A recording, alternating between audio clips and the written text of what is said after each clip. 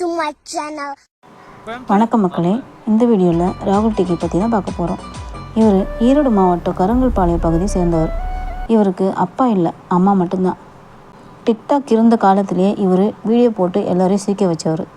இன்ஸ்டாகிராமில் இவர் தெரியாதவங்க யாருமே கிடையாது. இவர் வீடியோனால் எல்லாருக்கும் பிடிக்கும். சின்ன குழந்தையிலேருந்து பெரிய குழந்தை வரைக்கும் ரசித்து சிரித்து பார்ப்பாங்க.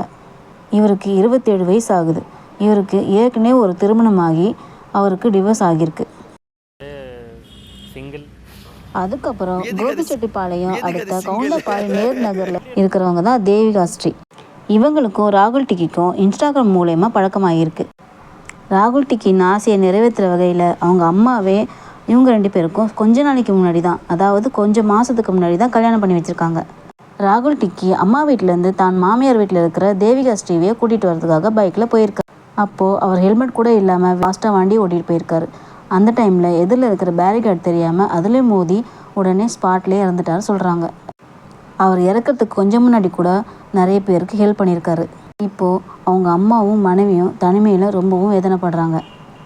அவர் ஒரு வீடியோவில் சொல்லியிருப்பார், நான் சந்தோஷமாக இல்லைன்னு. பேட் கமெண்ட்ஸ் வந்தாலும் அதை பற்றி கவலைப்படாமல் மற்றவங்களை சிரிக்க வைக்கிறது அவருடைய நோக்கமாக இருந்துச்சு. ராகுல் டிக்கி ஆசைப்பட்ட மாதிரி செலிப்ரிட்டி ஆகிட்டார். அவர் இருக்கும்போது இல்லாத ஃபாலோவர்ஸு அவர் இறந்ததுக்கப்புறம் மில்லியனுக்கு மேலேயே ஃபாலோவர்ஸ் அதிகமாகிட்டாங்க. இருக்கும்போது எல்லோரும் பேட் கமெண்ட்ஸ் போட்டு அவரை கஷ்டப்படுத்துனாங்க. இப்போது ஃபீல் பண்ணுறாங்க. ஃபீல் பண்ணி என்ன பிரயோஜனம்?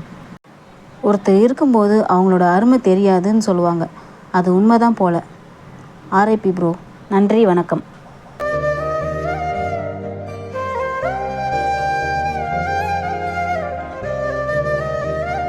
உன்ன மாதிரி பசங்க எல்லாம் அப்பனுக்கு கொல்லி போட கூட லாயக்கு இல்லடா.